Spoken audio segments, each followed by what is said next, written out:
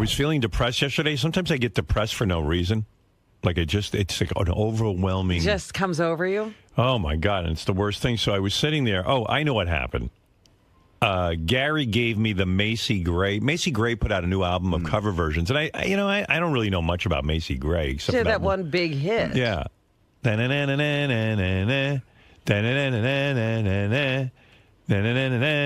It's true. That's her one big hit, right? Yeah. I don't know what that's called. I think it's called I'll Try. And I'll try. Or I Try. I try not. Yeah, I can't remember what that line was. Yeah, so the reason I was listening to Macy Gray was Gary said, hey, Macy Gray came out with a new CD. You want to hear it? Maybe she's going to be making the rounds. Maybe we'll have her in. You know, I don't know much about her, but she seems very interesting, Macy Gray.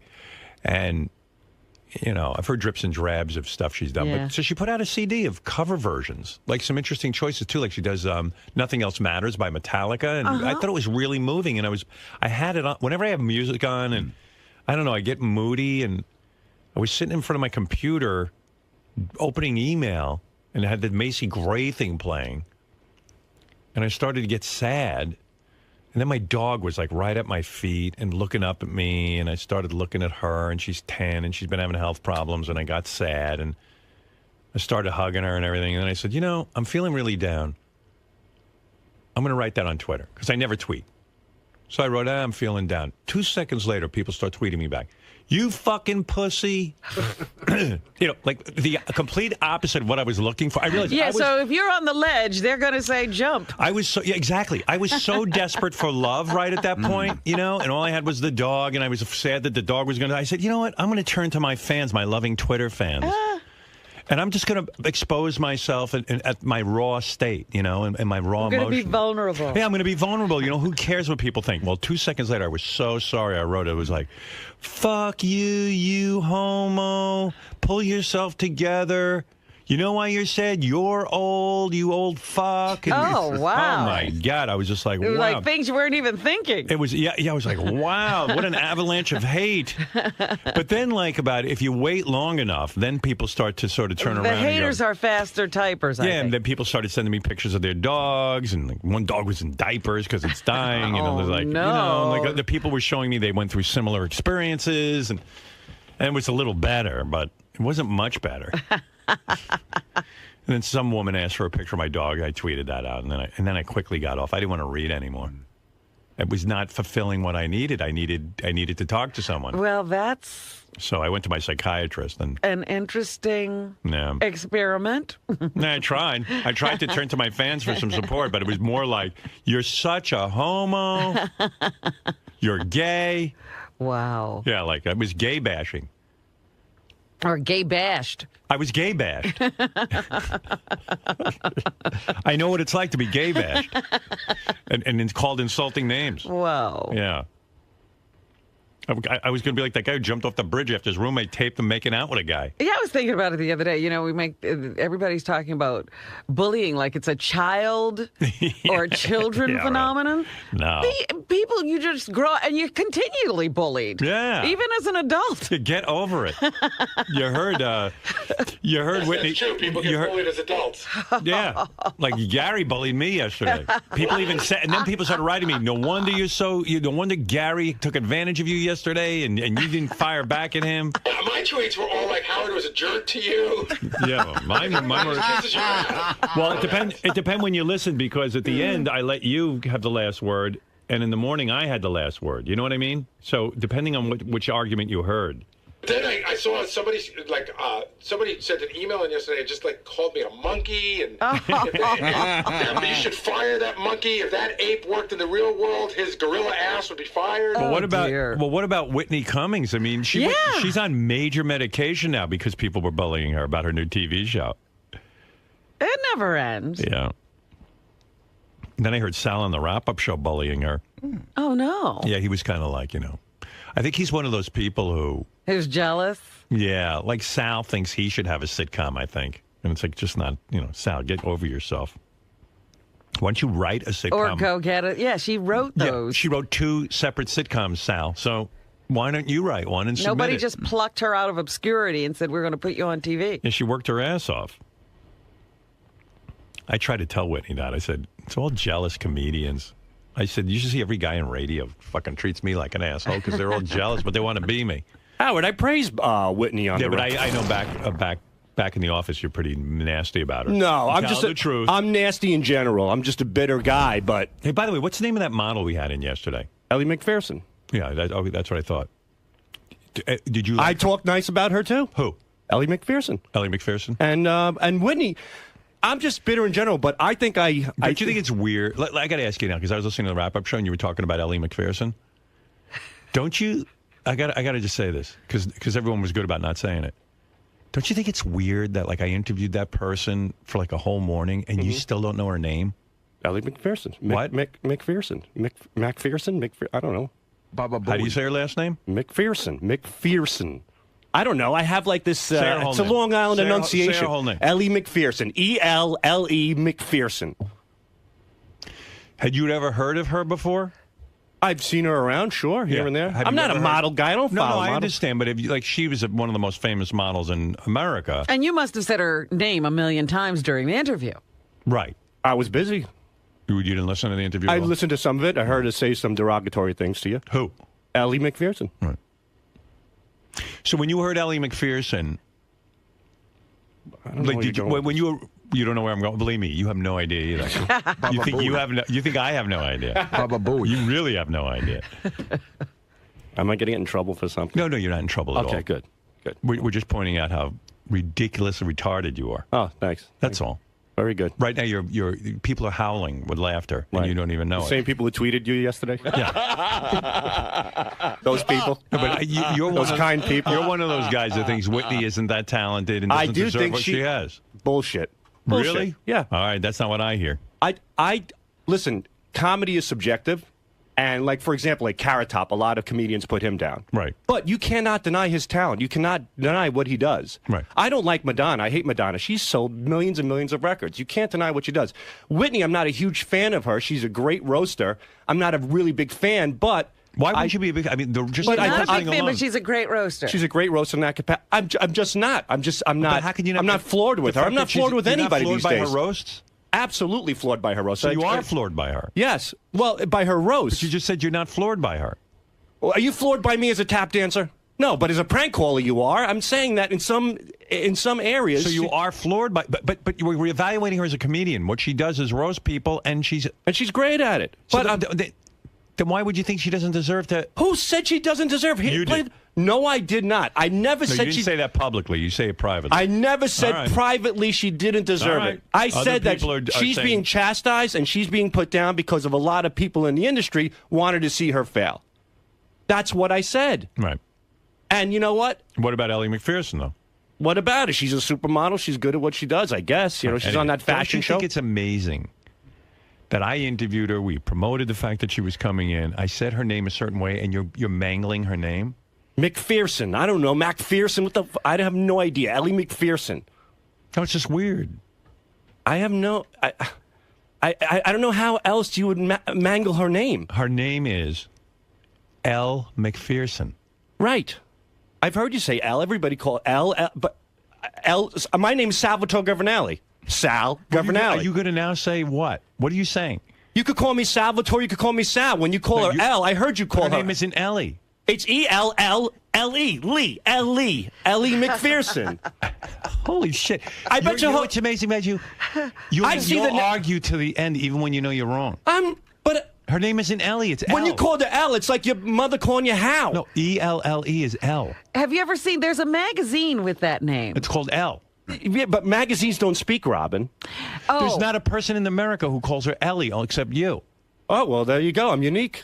Wow. You refuse to learn. All right, now so it's Elle. But when you called her Elle, and even on the wrap-up show, they were saying Elle or Ellie. No, you said Ellie. No, I see Ellie. On the notes, I see Ellie. I see E-L. You read E-L-L-E as Ellie. E-L-L-E, Lee. Ellie. I see it as Ellie. She doesn't have Ellie as a name. You know what it is? He has a reading problem. I do not. Yes, you do. I do not. And like you read it, and even though you hear everyone saying Elle, I'm assuming it was Sal versus Salvatore. I'm assuming it was okay. All right. Fred versus Frederick. That's not a legitimate art. Frederick. It's Elle. It's not Ellie. It's Ben versus Benji. All right, so it's Elle. Okay. And I'm retarded because I saw because I read it ELLE. I saw 2 L's, 2 E's. Going around saying, I mean, the whole world says Elle Macpherson. She says Elle Macpherson. She's on the air. We're saying, here's Elle Macpherson, and then like somehow you walk in out of like a time. I don't know where you are, like I see something at a time machine, and you go, Ellie. Like, no, you've never heard that name before. You've never heard the magazine called When I Elle. see Elle, I don't think about her name. That's the last thing I think about. Okay. She's a nice piece of ass. Who cares what her name? Her name could be Frank. I'd bang her in the ass. Who cares? You're an amazing man. Well, I'm sorry that I so could name many anyone. levels. Like just even your explanation. Every time you get something wrong, you're like, well, it doesn't matter. Nothing matters. No, it doesn't. I don't care about history. I don't care about geography. I don't care. It doesn't affect me. Not true. I don't care about voting. Not true. I don't care that there's not purple states. Oh, when you screw up an enunciation, you get 16,000 emails. You get all pissed but I off. mean, Are you retarded? You're constant. I'm not constant. Sure, we all get things wrong, but God, there isn't a thing you get right. There's plenty of things I get right. What? Plenty. What? I don't know. Just give me something. I don't know.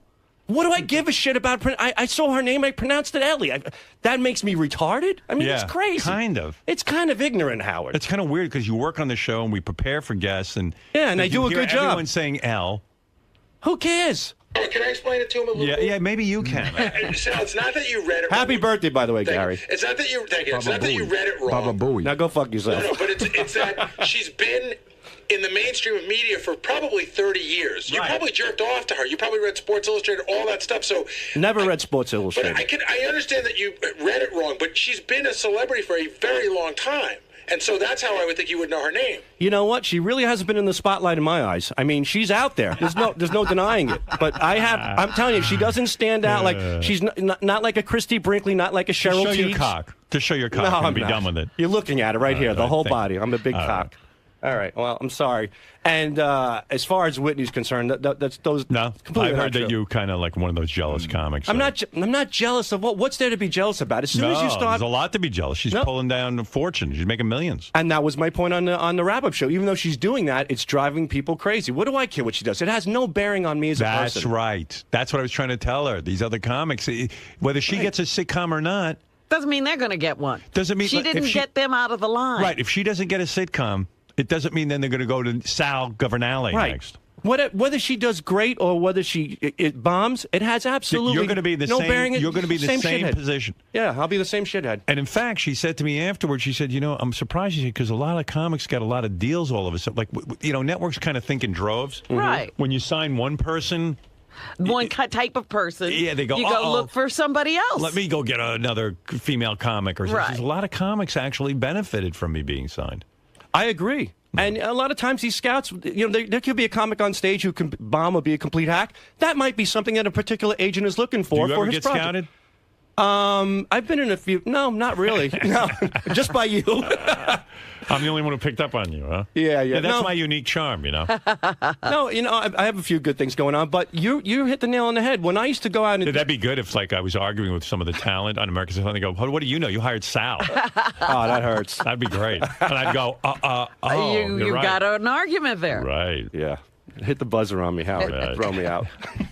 Hitting the buzzer is so intense. It's so much fun. So great. Oh, it's so great. And then when the other two judges join in, it's like, and then all of a sudden the music goes, and the whole stage goes black. It's like death just hit.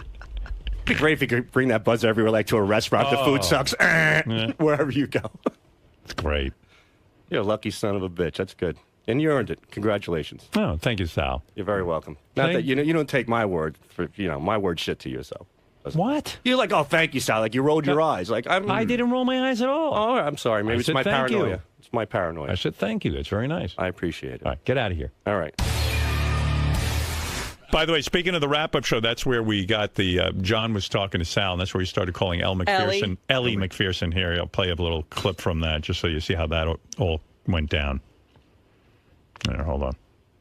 A fat, ugly chick cannot get away with comments like that. But Ellie's so hot. I mean, she could basically say that your mother looks like a fucking goblin, and all right, suck my cock. Who cares? That's the beauty of being beautiful. Sal, do you think free pass? I mean, she said carte blanche herself. Do you think that she is a true supermodel? Absolutely. I mean, there are women that are hot, like wow, she's an 8, she's a 9. Then you see Ellie, and Ellie Macpherson is like a moron. This is so like funny. A goddess. Ellie Macpherson. Ellie. Yeah.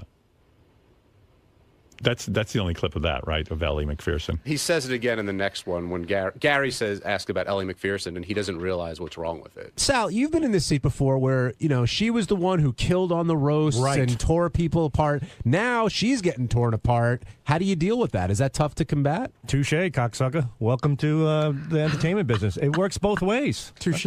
Yeah. She puts it out, you get it back. Touche, Ellie Macpherson. Ellie Macpherson, what does that have to do with this? Nah, it's a callback. But why do you think that? But why? Ellie Macpherson. I just don't know how you're around. Elle Macpherson is a very popular name in our culture, especially for guys Sal's age. She's pretty iconic. Yeah.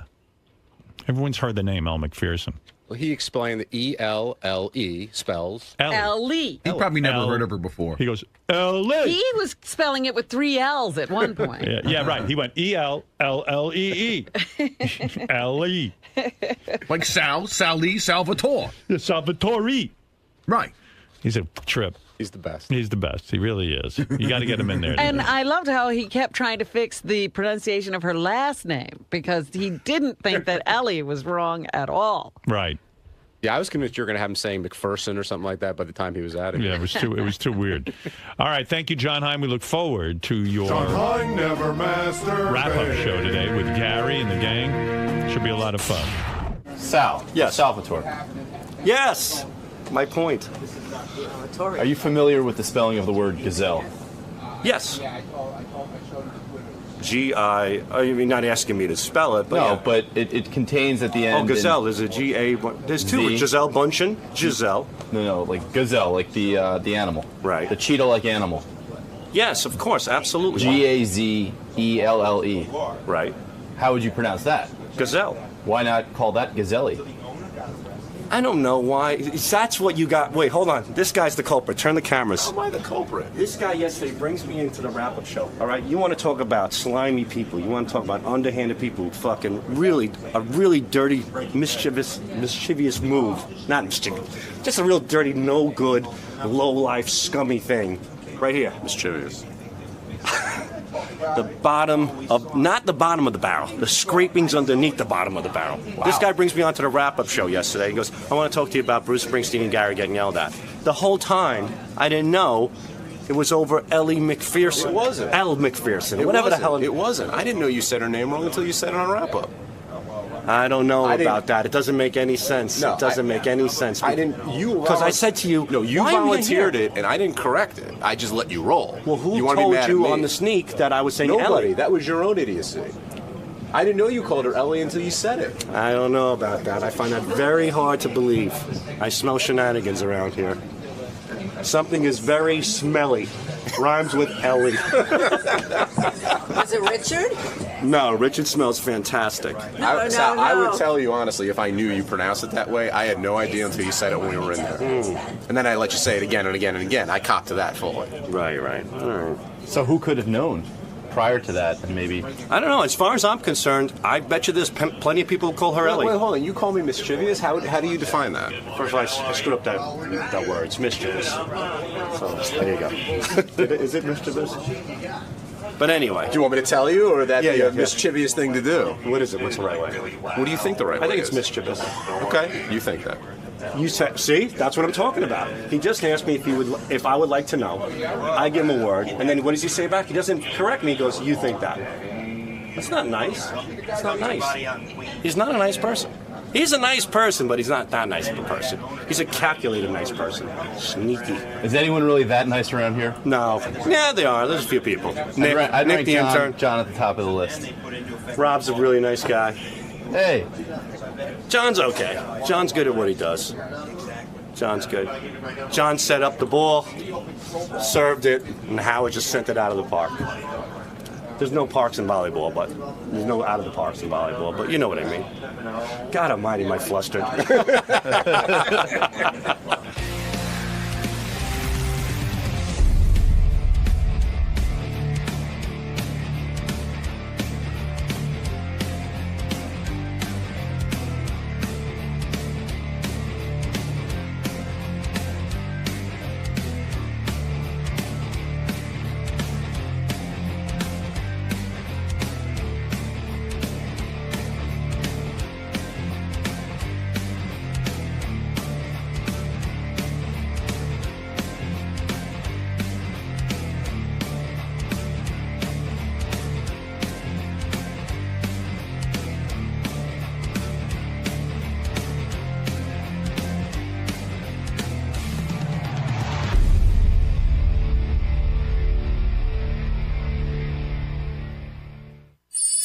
Dupre his phone number. Mm-hmm. I saw tape of it. He was quite smooth back there. Really? Yeah, he used that old joke again that he keeps using. On his card, it says on the back, my gift to you or something, a very important gift to you, and then it's his cell phone number. Keeps going with that one. I actually have it on tape. Here's JD making his move on Ashley Dupre. Behind the scenes. Hello, Ashley.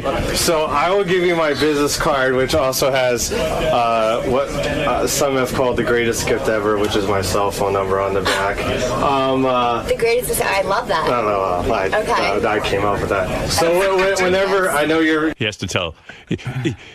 JD's so battered from being put down, it's like he's got to... don't worry, no one else came up with that. I did. You're busy and stuff, so whenever for this hot chocolate or I told you I do hot chocolate, so we gotta do hot chocolate. So we'll do something. Okay. Whenever you have time. Okay. So have a good rest of your day. Thanks, JD. Hello, everyone. Okay, goodbye. So whatever. It's very smooth. Very it's smooth for JD. It was actually. It wasn't like... But do you know she wrote a note to Gary, like saying, did you know about this? No, I don't know. She called me last night. What'd she say? You know, it was right before I was going to bed, and we sort of made a preliminary date for later this week. Yeah, she said, Gary, I'm getting together with JD to give him advice on women.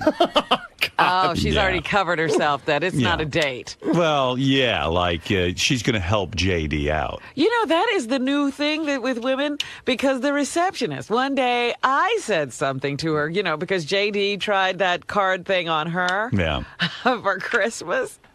And so one day I'm walking out and I said, you're causing all kind of uproar back there. Yeah. She goes, we are going to find JD a girl. I'm going to tell you nice something. Girl, and I'm going to advise him on what he should do. I watched the video of JD hitting on, not hitting, but giving her his card to Ashley Dupre. Yeah. And I got to tell you something. From my vantage point, JD is good enough for her. Absolutely. He looked good next to her. And I got news for you. She should go out with him and try and get a date with him. Well, this is her problem. She doesn't know how to pick out a good guy. That's right. JD's for her. Hey, Howard. Guy with a stable job. Exactly. She told me that her and the other receptionist were going to find JD a cougar. A cougar they're going to What is look this for. cougar do for? Cougar? What is this cougar talk? You think JD wants to service hot older women? Are you crazy? Why do they think he's cougar? I don't. All I know is this chick thinks she's going out with you to give you advice, but I'm sure you'll turn her head. I'll set her straight. You'll set her straight. Yeah, once you lay that JD charm on her, she'll forget all about her advice. I'll start texting her. Yeah, a lot of guys seemed to like her yesterday on the show. I actually would have her back because I was thinking about her, and I have like a million more follow-up questions that I have for her about the whole business of being a prostitute and everything, and I just had a million. I'm standing there last night thinking about what's the difference between. I would love to ask Ashley Dupre this, so maybe she'd come back in.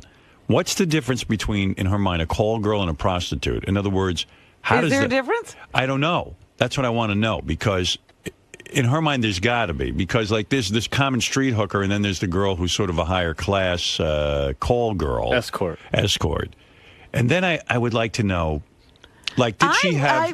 when you were asking her yesterday, how do you, be with a guy and perform sexually so that he feels that he's really appreciated when you're not into him?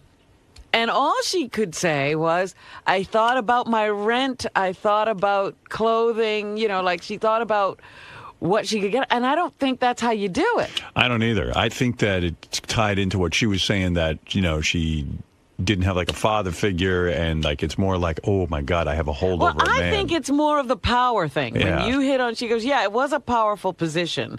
That's what gets you off, your power over these guys. That's what I think. I don't know. I have a lot more questions. Mm-hmm. So after your date, tell her to get back in here. I need to follow up. Could you ask? We'll send you with a list of questions. If you want to give me a list, I'll ask. Right, thank you, JD. While she's giving me advice. Good luck on your date. Thank you. Quickly sipping her hot chocolate. You know what you got to say to her when she goes, JD, I think you should find a nice girl. And you're going to say, listen, honey, what about you and me? You got to look at no laughing, no smiling. You say to her, listen. Let's get serious. You're damaged goods. You say what? You say, listen, don't be so high and mighty. You were with Spitzer. You want to do some damage control on your image? You date a regular guy like me. Now, let's talk about me and you and what we're going to be doing tonight. Talk about a romance. Forget Trump. Forget Russell Simmons. Yeah. JD's your man. Trump, you're talking to. Trump and Russell Simmons. That's right. These guys aren't going to do anything for you. I'll tell you what I'm going to do. I'm going to be your boyfriend. Now, I'll actually listen to your music. Right. And tell you it's good. Give her support. Try and get all that out before she leaves. Okay? I will. You want to practice on me? Hi, JD. JD, so I was thinking about you. You know, you've got to go with like a cougar, and I know some older girls, and I think, you know, you should really be with some women who have a little more experience. I know someone I'm going to introduce you to. Are you going to say anything? Wait a second. Hold on. He's getting ready. Let me finish. I had to let all that sink in. What about that, JD? Well, I was actually interested in you. You know, I'm not. See ya. Did you hear anything that Howard said before? He was giving you. He told you what to say. You didn't do it right. Here's what you got to say. Well, let's practice again. This is what you got to say to her. You say, "Listen, honey, cut the bullshit. I'm here for you." That's right. That's what I just said. No, you didn't. Just listen to me, and then you'll mimic me. Okay. Listen, I'm into you. I like the way you look. I like your whole attitude. I don't care that you're past. I'm into you. You understand? I'm not Trump. I'm not these other guys who are just going to give you lip service. I want to be your boyfriend. I want to go out with you. I want to make some magic here. Right? That's the attitude. Okay. All right. You do it in your own way. All right. Here I go. Oh, hi, JD.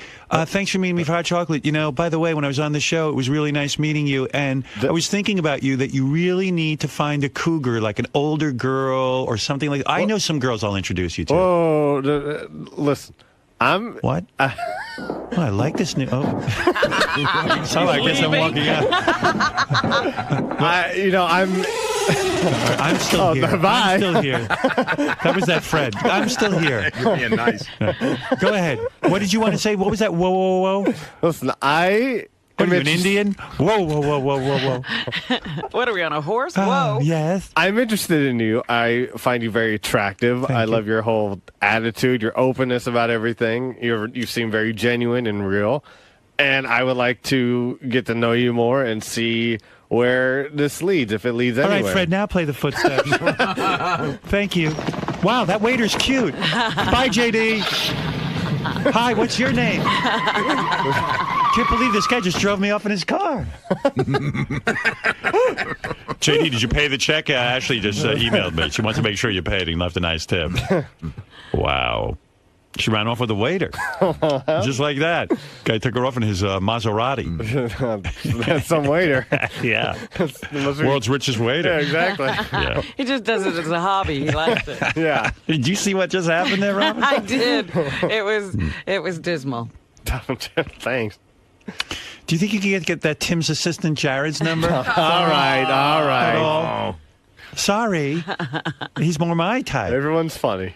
All right. I thought you did a good job giving her the number. It's always awkward. You did the best you could. Yeah, I mean, it was... You used that line. I like that. With So what would you laughed. talk to her about? I mean, you fell in love with her eyes. I mean, what is it you like about her? I like... She seemed genuine and stuff. She didn't seem to put on any sort of fake personality or anything. She seemed to be herself, I thought.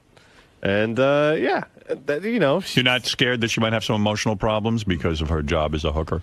No, I probably have some emotional problems. Right. You're willing to accept that she has problems. Maybe she could be willing to accept you might have a few Everyone's problems. got problems. Yeah, I mean, you have a problem talking.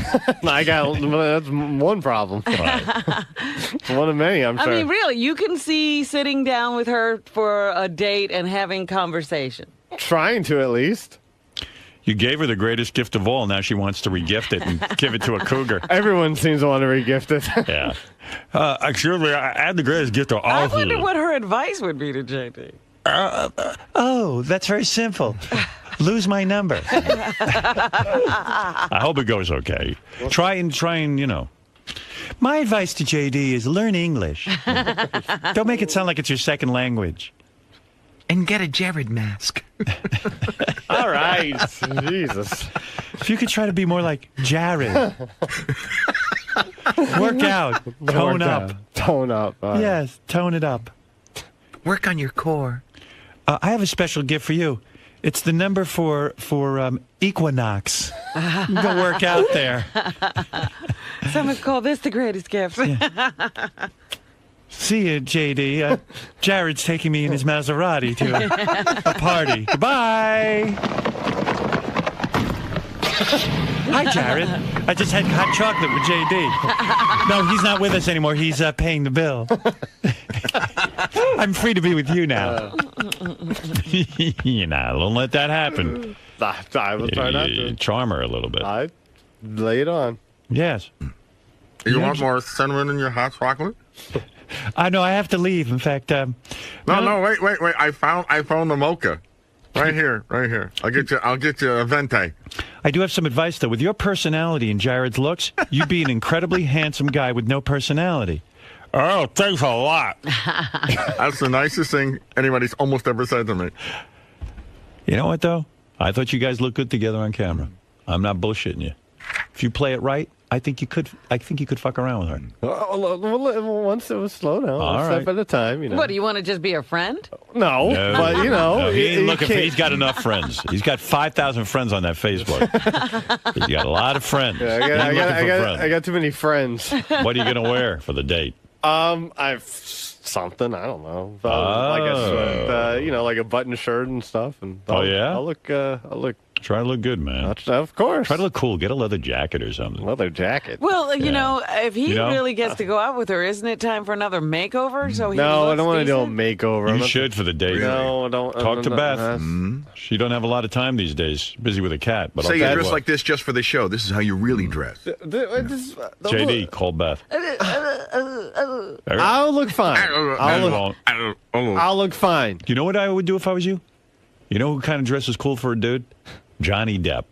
What you ought to do get a picture of Johnny Depp and copy what he's wearing, maybe. This is my Edward Scissorhands look. Did I go okay at the Christmas part, the Christmas party or whatever? You wore a suit. No, I didn't wear a suit. What'd you wear? I wore like a sweater. Yeah, but you need to look more like a biker. A biker? You know, I mean, yeah, like a tough Chuck guy. Zito. Yeah, well, Chuck's really macho. I'm talking about like a a motorcycle jacket or something. No. You know what I mean?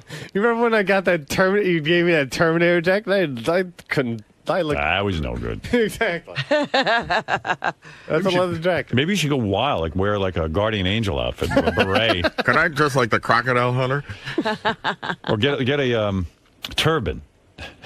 Turban? Yarmulke? Nah. I don't know, but I'm just saying you could look. You know what? And wear shades. Wear dark sunglasses. You look cooler with those. I don't like shades. Kind of look nerdy with those glasses. I'm being serious. I know. You know what I mean? Yeah, I know what you mean. You know. Unfortunately. Yeah. Get some tighter pants and the whole thing. Johnny Depp. Girls go wild for this guy. I'm telling you. This motherfucker dresses and he gets laid every minute. You know, and go to a place with low lighting. Never go to a bright area. Sit in the shadows. These are your tips. Listen, this is what I do. Go to one of those bars where everyone sits in the dark. When I was with Beth, she could barely see me. What's that? Oh, Jesus. This is exactly what you should wear. Thank you. Johnny Depp. Here you go. And the guy doesn't even look like he's trying. Put this I am not fucking with you. Put this outfit on. Robin. Oh, that looks good. That's it. Jeans. And then he's got the necklace thing going and a little wristband. And get some shades on there. You got hair like Johnny Depp. Yeah. You do. Okay. Stop fucking putting yourself down. I'm not. I just don't think it's hair like Johnny Depp. Take this picture and go get this outfit. Yeah, just mimic that. You walk in like this Ashley Dupre will be yours. You got no goddamn confidence. Sick of you being without a girlfriend. What if she doesn't like Johnny Depp? What if she's she's going to like you in that outfit. That's how you need to look. Not with your gut hanging out from... he comes into the party in an Argyle sweater. Gut from all the goddamn filet of fish you eat. No, it's not. The filet of fish is 7,000 calories. Breading. I don't have it's a gut. breading you're looking at. All that bread. I'm looking at a big doughy belly. Get that outfit and get to work on it. Amp yourself up with a bunch of those pills you're taking. And be happy. You grin a lot. Yeah. But don't grin too much. Yeah, I know that. You'd be like a mongoloid. I'll look like the Joker. The Joker. The Joker. I'm serious. You see that outfit is good, right? You understand? I mean, for him. No, for you. For you. Whatever. Dude, look at what you're wearing. What is that shirt? I know what I'm wearing, all right? That's no good. You're not going to make girls enough. That's how you should dress every fucking day. You get that receptionist, too. Dress like this? Yeah. Come on. Why? This doesn't look comfortable at all. Comfortable? Yeah. That looks comfortable to me. That's you. When I'm getting all that pussy, it's going to be real comfortable. Well, all right, whatever.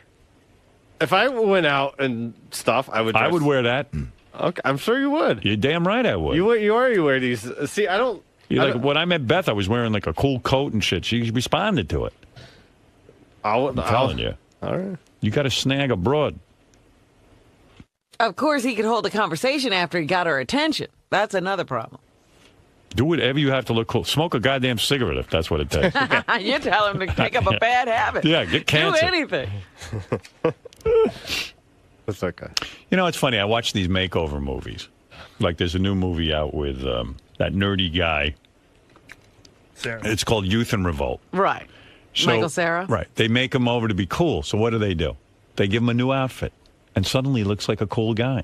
That's the only difference. He stands up taller. He stands up straight. He gets more confident. He gets confident, and they give him some cool clothes. And suddenly Michael Cera is like a cool-looking guy. Hey, you could do it in the snap of a moment. I mean, just get it together. All right. Get in there and get that girl. I'm trying. All right. I'm trying to help. That's I all. know. Thank you. I don't even know why I care. Kiss if you get laid, but I do. Thanks. All right. We're friends, sort of. Yeah, we sure as hell are. Every time. Yes? JD. I'm coming with you on your date, man. You're off. Ronnie, give JD some advice. Are you my Cyrano de Bergerac? No, I'm going to be like your wingman, like I was with Ganji, you know? Okay. Give him some advice, Ronnie. He's got to play it cool with her, man. That's what I'm trying to do. She's a nice girl, you know, but, you know, he's got to play it really cool with her. And, you know, be real confident. You got to be real confident with her. Does he need a makeover? No. He's good how he is? No, he could, you know, dress up a little bit and, you know, take a shower, wash his hair. You know, I do that. That kind of stuff. No, I'm just saying, you What know. about cologne? Oh, you want to borrow a little Mambo? I'll bring it in for you tomorrow. Well, no, there's a bottle here. Okay. So spray some on before you leave, all right? All right. I'm telling you, it'll work. Okay. And when you go over, when you first meet her, you know, to have the hot chocolate, go over and give her a nice hug. You know, like one of these deals, you know? So she smells your neck. Okay. That'll seal the deal. And she'll go, I guarantee she'll go, boy, you smell really good. What is that?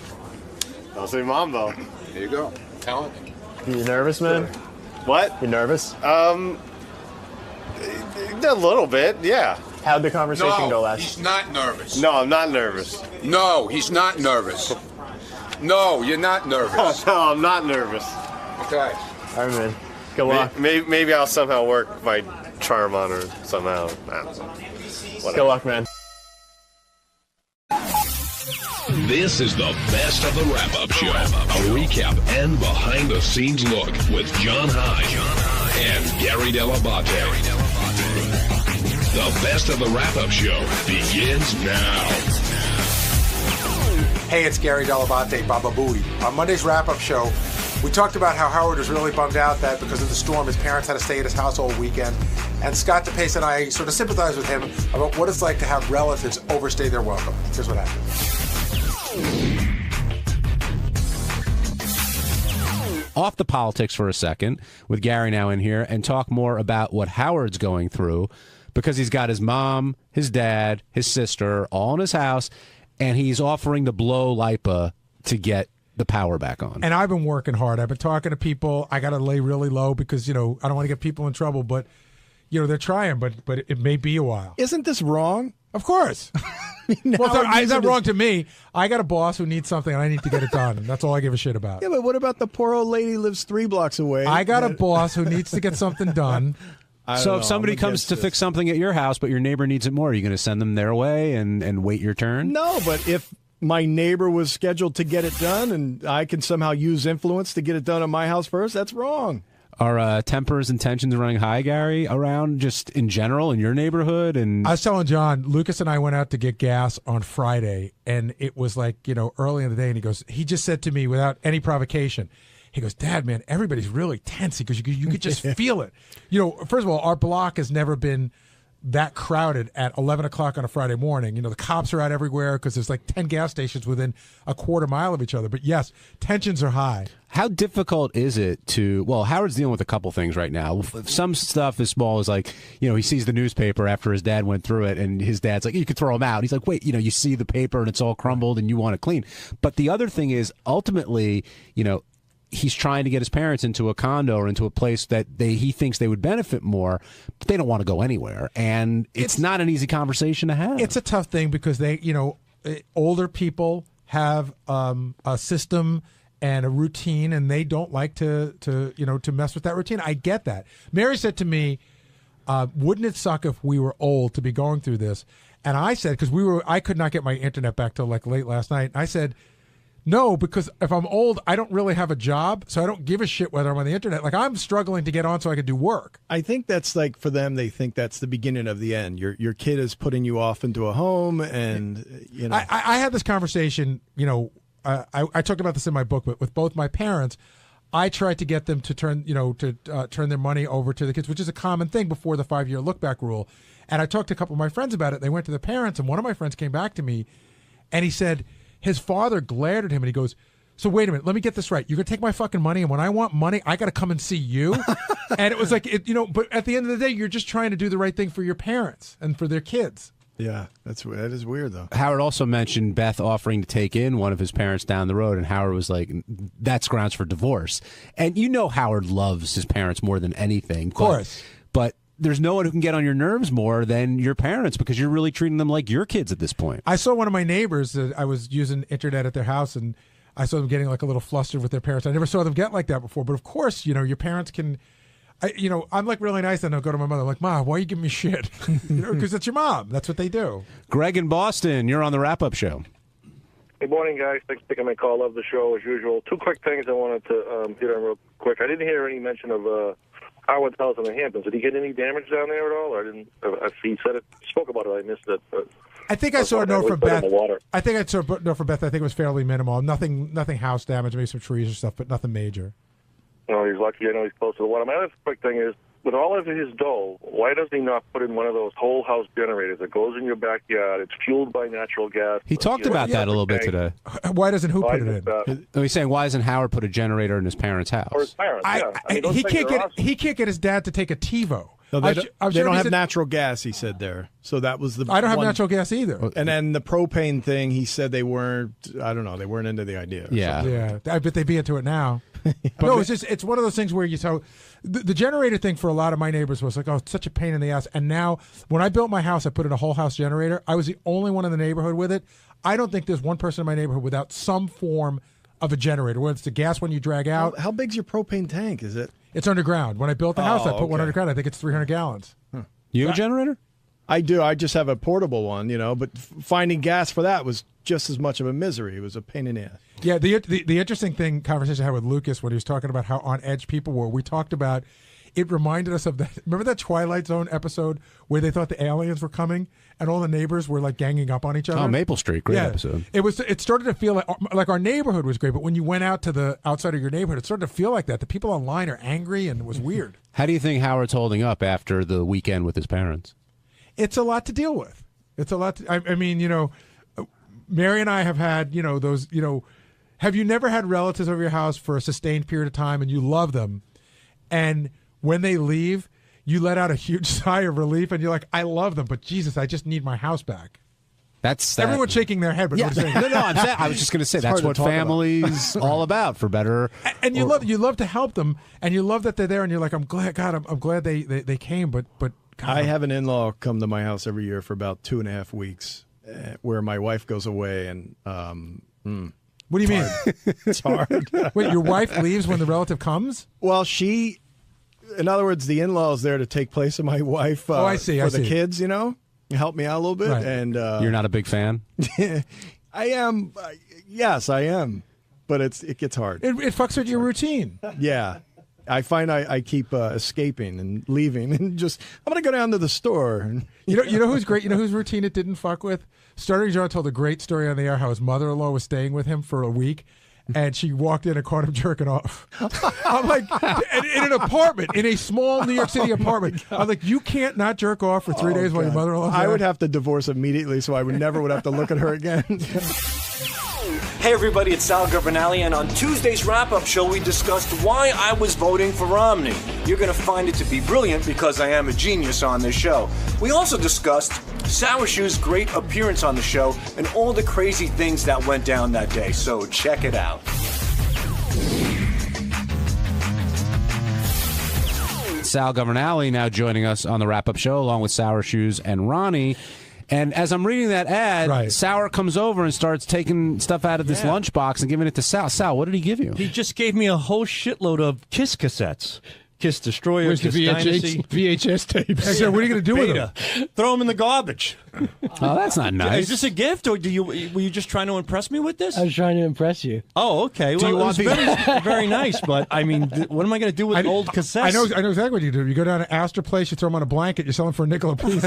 Sour, do you want these back, or are these a gift? Well, you can keep them if you want. Are they a gift? Well, that's very nice of you. You know what the funny thing is? They smell. Oh, give them back to the guy. They're in his lunchbox. I know, but they smell really bad. What do they smell like? Like, you ever go, remember as a kid when you went into your friend's house for the first time and it was a smell you'll never forget?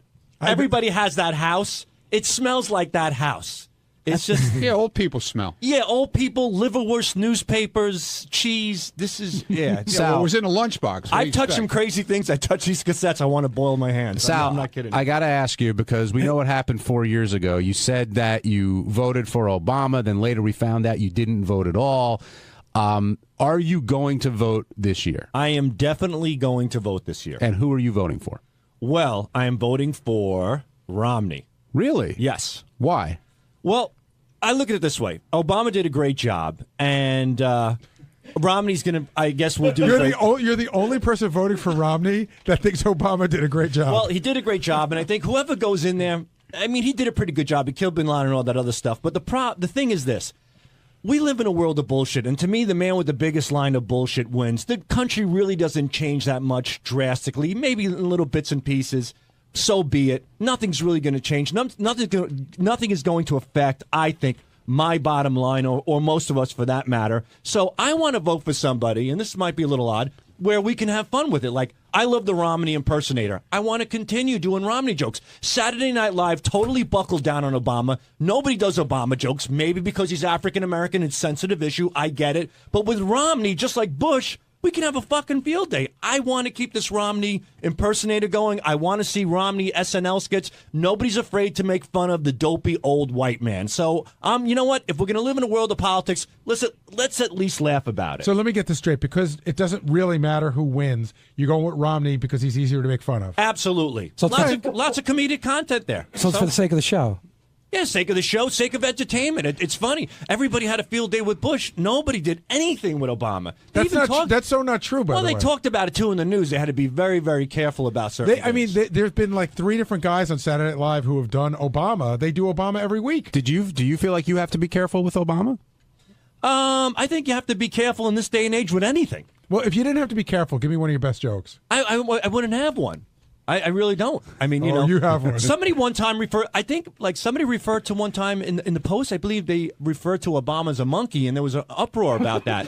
That Al Sharpton came forward and did his typical march and all that other stuff that comes with it. I think that's when anytime you refer to any black person as a monkey, there's an uproar, not just the president. But why is there an uproar about calling you a monkey? I could sit here and explain it to you, but I don't believe that I can't believe I have to explain it to you. Well, no, I'm saying that monkey is just a derogatory term to call somebody no matter who you are, whether you're white or black. Don't you think black people got that term a lot more than white people? Absolutely. And so that's why. I know that, but you should still be offended to be called a monkey. I am. Okay, well, there you go. So I think it works on both sides. I don't even know what you just said. I don't either, but I'll cut it. The other thing that I noticed today between you, Gary, sitting next to Sour Shoes is he sounds a lot more like you in his real voice, and maybe that helps with the impression. I thought so, too. When I heard him speaking, he's got a lot more of my accent. He's got a little bit of my accent, so I think it's easier for him to turn it on. And a little bit of my tone of voice when you're just being yourself. Yeah. Well, remember when Robin was saying to try to mimic someone so you could be somewhat normal? Mm-hmm. So about 3 months ago, because I talked to Vinny a lot, I was telling Vinny, maybe I'll just do this voice because it's somewhat normal. And that way I can get my point across. So the voice you're talking in right now isn't necessarily your voice? No, I think because I think my regular voice is higher, right? And it kind of annoys me. Well, wouldn't you know your own voice? I don't know. I think right now you're speaking. Dude, he doesn't even know his own self. How's he going to know his own voice? It's like asking Sybil, who are you? Now, let me ask you something, Gary. You're pretty good with this. Do you think that something happened traumatically in Sour Shoes' life that he constantly uses these voices, almost like somebody with multiple personalities, and he's kind of shying away and hiding who he really is? So he uses this stuff as a guise? Yes, I think that he's not dealing with who he really is. There's definitely a like a Peter Pan thing going on. Like he's very juvenile, right? And he can, if you ever try to have a serious conversation with him, even when we talked on the phone, he'll go to a voice. Right. Although I was able to, I used to have pretty normal conversations with him. But it always winds up at the end changing back to the Now, voice. Sour, do you change your voice because you are somewhat ashamed of who you really are, or you can't identify with who you are because of a traumatic experience? That might be a little bit too extreme. I think it's more habitual at this point. Well, how long have you been doing it? Like, were you doing this? Seriously, were you doing this when you were 12? Possibly, yeah. Were you doing it at Pepperdine? Yeah. At St. John's and Pepperdine. This morning, when you came in, Howard and Rob were commenting on your energy and like you kind of got off to a slow start. I think by the end you definitely hit your stride. But did you feel off your game at all today? Ronnie and I were talking, and Scott and I talk every day on the phone pretty much, and he gives me some ideas. And I was talking to Ronnie about it. It seems kind of I was kind of professional today here real early. So maybe almost that it was kind of too normal, whereas the last time I was more thrown in. You also said that you had this penthouse pet come at you in a nurse's outfit, gorgeous girl coming on to you real hard, but you said you're more interested in Lisa G. Yeah, it was like all too much. It was too much there. But when I stepped away and was back to where I was at the keyboards and the instruments, it was almost like I was watching it. So then I started to get more excited. What do you mean? I don't understand. Oh, I'll tell you. Like when... I'll tell you what he means. When her stories, when she started to talk the way she talked, and then I was starting to envision like Lisa being there watching me, watching her. Like I started to get excited. What were you going to say, Ron? When she was telling all those stories about getting fucked in the ass with the 12-inch dick and the whole deal about Woo Kid, and this guy was in another world. He never moved. He didn't make a noise. He was like... And I was picturing what she did to He was like me. A guy jerking off in one of the booths like Sal does. You could see it in his face that he was going to blow a load. You were picturing it in your mind as it was going on? I was coupling it what she did to me 5 minutes earlier. Now, Ronnie, what did you think of Alexis, all that ass play talk? I know you're a pro when it comes to that. She's a fun girl, man. I'd love to have her in my bed for a few hours. Did you learn anything from what she had to say, or is that just... No. But I know she's a fun girl. Did it sound like she did anything out of the ordinary? No. Sounds like fun. Sounds cool to me. What was going on? I'm in. What was going on in your mind during this part of the interview? I was like you were on the same. Man. I was almost in the same boat with him, but I was too busy watching him.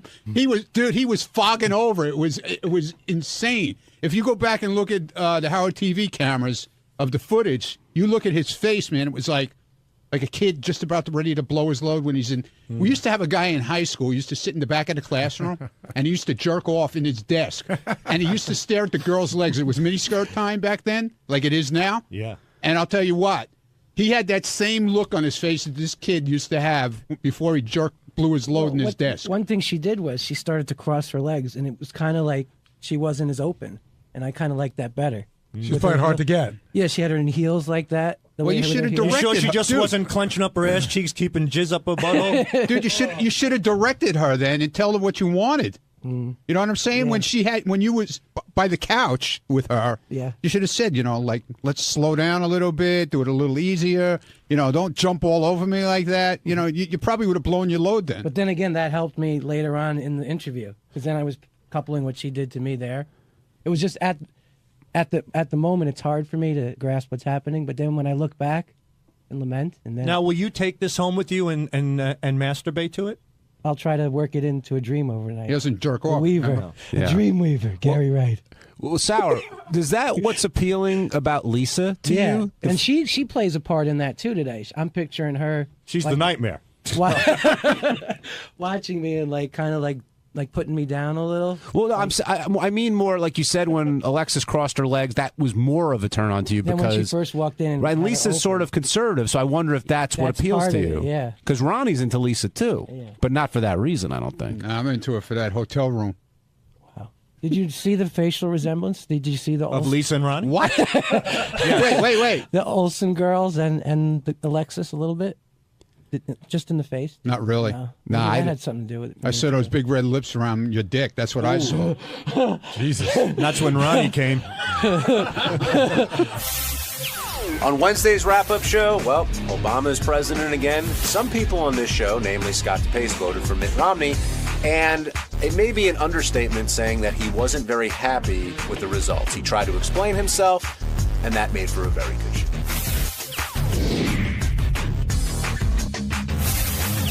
How late did you guys stay up for the election results last night? 10:30. I stayed up till 10:30. I was fairly confident when I went to bed. You know, it's those TV stations, they have to keep you hooked in. So at 9:10, they're like, oh, this is going to go all night. You can't let go. And then by 9:45, it had completely changed. It looked like, it wasn't going to be as close an election. But, yeah, about 10:30. Yeah, I went to bed a little before 10, and I had a feeling the way it was going to turn out. How about you, Will? 8:15. Oh, that's your usual bedtime now. I'm not staying up for that. You know what? The answer's still going to be the same in the morning. I did get up this morning, and I keep an iPad on my vanity, and while I brush my teeth, I sort of just look at the headlines. And I was so afraid. When you play fantasy football and you're way ahead and you have to go to bed, you get up the next day, and then somebody scored a shitload of points in the second half. I was so afraid that it was going to be, Romney won Florida, Ohio, and this and that. And I was like, holy shit. Yeah, I don't want to get too political here on this show, but Will and I were talking a little bit, and I mean, the Republican Party, this is it. Clearly, they're not going to be able to carry an election without having some support of different groups, and there's going to be a split, or something's got to happen. Well, you put it a much better way. Somebody said DePace is the last of a dying breed. An older white guy. There's lots of white people, and they're getting older, but I think their attitudes are changing, and there's much more diversity in this country. This country isn't getting whiter; it's getting more diverse. I didn't see Scott. How was he today? Not happy. He was pissy. We made a bet. We made like $100 bet on the election 2 years ago, actually. And, I won today, and he threw the money on the ground. He's like, go pick it up, boy. It was like the end of... Fuck you. I'm not picking up your fucking... It was like the end of 8 Mile. He came in and just dropped it. Exactly. It was just like, I'm not going to grovel in front of you. So he's not ready to embrace the country and move on after... No, he'll be angry as ever, and we'll have to listen to his obnoxious rants every day. Yeah, the thing that I don't understand with him especially, which Howard sort of addressed today, is, and I even tweeted this out the other day, it's like, listen, of course I'm voting for Obama. If Romney wins, he's my president. He's president of the United States, and I'll give him every opportunity until it doesn't work. But this is like, DePace already, that's it. The next 4 years are a wash. I don't support him. We're going to do everything we can to stop him. How are you going to get anything done? An angry Scott DePace now joining us. Before you guys start crowing too much, Republican Party is not dead. We're not crowing. Just in case, you're going, the Republican Party is dead. Old white guys. 48% of the country voted like me. It wasn't a big deal. But it's very close, Gary. I'm saying that if you brought more diversity to the party, you think you'd have a better chance of winning? Well, we don't buy votes. We earn them through correct policy. But I don't understand what that means when you say buy votes. I could get diversity. Let me just start offering things to everyone. Yeah. Right? Somewhat. Yeah. Oh my God. Wait. Hold on. Just like I said, you mean be told inclusive? Will this before. Be inclusive? No, that's not inclusive. I told Will this before. In my high school, the guy was running for president, and he said, all right, you vote for me, I'm going to get you a free day off of school. Everyone voted for me, got 98% of the vote. He wasn't able to get the free day off from school. That is the most ridiculous example ever. It's a great analogy because basically Romney was right talking about the 47%. It's not exactly accurate, but when you're giving away things to all these people... Yeah, Army vets, all those suckers. But see, suckers again, off the system. I'm not saying Sponges. it's exactly... Hold on. I'm just old simply, people. Hold on, guys. Hold on. Scott. Yeah. You look like you want to punch somebody I do. right now. I do. Why? Why are you... What's angering you? It was it's just... I don't know. Were you faith in the country? Were you up all night? Did you wait until... No. I turned it off. Is Obama your president? Do you support Obama as your president? Of course he's my president. But do you support him? Do I support his ideas? No. No, do you support him? In other words, if he tries to get what, I'm a jockstrap? What do you mean? Support his balls? No, I don't support his policies. But you couldn't even give him credit for doing the right thing during the hurricane. Even that bothers you. More than anything there, I'm putting out the hypocrisy that when Katrina hit, the media was all over Bush like he had just like he created the damn hurricane.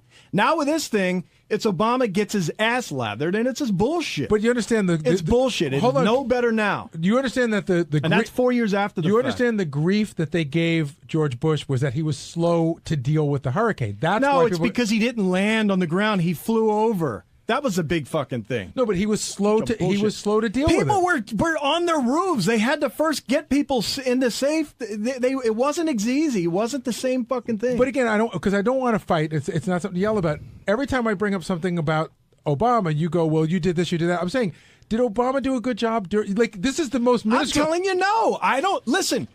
Then you don't support him. And you might as well be honest and say it.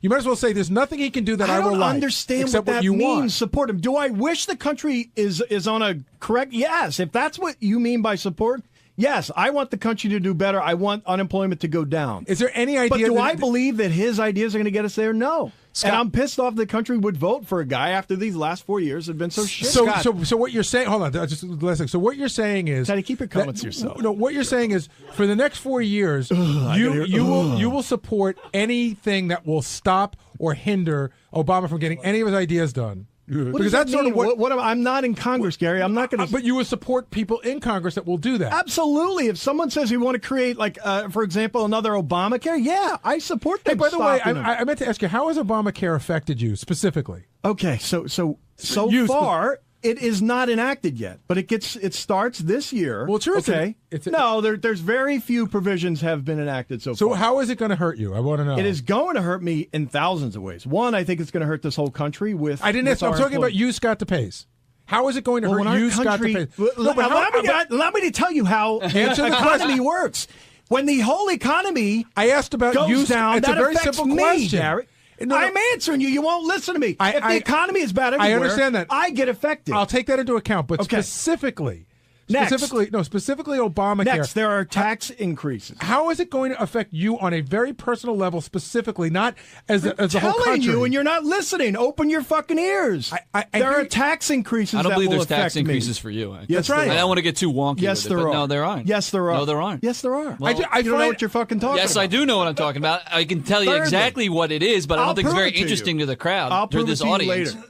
You lost. Shut up. I find that when anyone yells about Obamacare and you ask them how it affects them personally, they can't answer the question. And lastly, I believe that there's an underlying thing to this whole thing where when people do not have to support themselves, when people do not have to be responsible, that's a bad issue. When you can start force feeding people and giving them their own policies, instead they go out buy their fucking iPhones and their cars and whatever the fuck else they want to buy. It's not a very sexy purchase buying insurance. Instead, they buy the other shit, and when you do that, that's a bad thing. Lastly, but you still haven't answered the question. Lastly, Gary, if you're not understanding how this applies to me. And then lastly, I believe how is it going to come out of your pocket specifically? I told you taxes. Lastly, I believe that overall the government, when you get control of people's health care, you're going to start putting all sorts of legislations on top of them, just like things like Bloomberg and his salt thing with his soda ban. But again, you're guessing. Once the government, you're guessing. No, I'm smart enough to know. Once the government is in control of our insurance policy, they're going to do things like Will agrees with, that if you're too heavy, they're going to tax you more. If I smoke cigars, I'm going to have to pay more. And it's going to be a slippery slope where when the government is in charge of us... Republicans love to use that broccoli example, like they're going to, everyone's going to be forced to eat broccoli, but it's ridiculous. I want to let the record show that he has not answered the question. I've answered it. He has not. Taxes. Do you feel taxes? Do you but it hasn't happened. Your answer is taxes. I told you it doesn't start until next year. Scott. It starts this year, and then next year's taxes will be on there. Scott. Over here. That is accurate. Scott. There are parts of the program that are already in place. Absolutely. Right now. But the taxes haven't been implemented. You can stay on your parents' insurance until you're 26 years old, right? But the taxes have not been implemented yet. Taxes. Taxes. That's first. The taxes have not been implemented. Everybody shut up. Give John the show back. Thank you. Hold on, give John the Thank show you. back. Scott, simple question. You lost. Do you think that when Christie took that picture with Obama, that the election was basically over at that point? Do you think it had that much of an effect? No, I don't think it. So why didn't Romney win? I think he won because a lot of people are on the. Listen. There's a lot of people who look at who voted for him. A lot of the cities, a lot of the suburbs did not. Right. That's code for minority. Yeah. Well, you call it what it is, but I think you just did. I think you just did. I don't think you're going to win an election anymore without attracting any Hispanic votes. And if your idea of immigration policy is, say, what is it, voluntary deportation? Yeah. Then, I mean, you're not talking to people. You're not talking to people in a realistic way, and that's why you're not going to win an election. Well, then I'm going to win. I'm going to run and just offer everyone $1 million. But that's not what happened. Hey, what the fuck?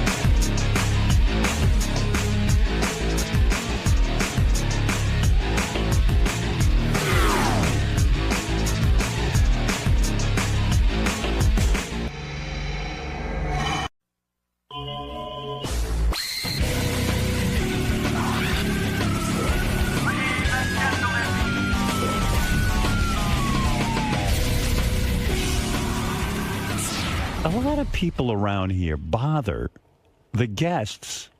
Like, I heard a rumor that George was nudged by Steve Langford that his daughter is going to interview George for a school project. Oh, she did. Well, I love Steve. Don't get me wrong, but around here, can we just leave the fucking guests alone? I mean, honestly, George isn't going to be able to say no because he thinks it's going to affect his relationship with me. But it's I don't feel like I'm a guest. I feel like I'm a member of the family. Well, you are a guest. I hate to tell you, you're not a member. Of the family. I'm shattered. Absolutely shattered. You can't be a member of this family. No, but I mean, I feel so isolated now. Where is my? This, I think, is in and of itself a news story. Yeah. Langford will not come back. Why? You're kidding. He refuses to come back. Why? He says this topic is off limits. Why? Why is it off limits? I think because it involves his kids. He said, your kids are off limits. Wait a second. I'm not talking about his kid. I'm talking about him. I'm talking about him arranging for an interview with a guest of mine. I was surprised. He gave me the hand. I'm like, Steve, you of all people? And he goes, Steve knows. Steve, this is not different. This is not talking about his daughter. I'm not talking about his daughter. You're talking about him making the request. Right. But I just went directly. He's sitting in his chair, and he's not coming in. Interesting. He's got to come in eventually. Steve Langford, my good buddy, is here with headlines. I'm going to ask him why he did not come in yesterday. I think a major faux pas on your part. We could have worked it out. The audience reaction was appropriate. They were very upset. Steve, you took a beating in the email. Everyone said you were hypocritical. You didn't come in. You didn't talk things over with me. You know I'm a reasonable guy. I wasn't angry. I was just, hey, I don't think that's cool. That's all. Let me put this in context. I've done interviews with a lot of my friends' children. That's irrelevant. No, but that's what it was all about. No, but listen to me. Here in this case, it happened to be Steve. But Steve is one of my newscasters. Yes. I've given the news department autonomy when it comes to anything news stories. They have autonomy. But when it comes to meeting George Takei and then you ask him a favor like, can my daughter interview you?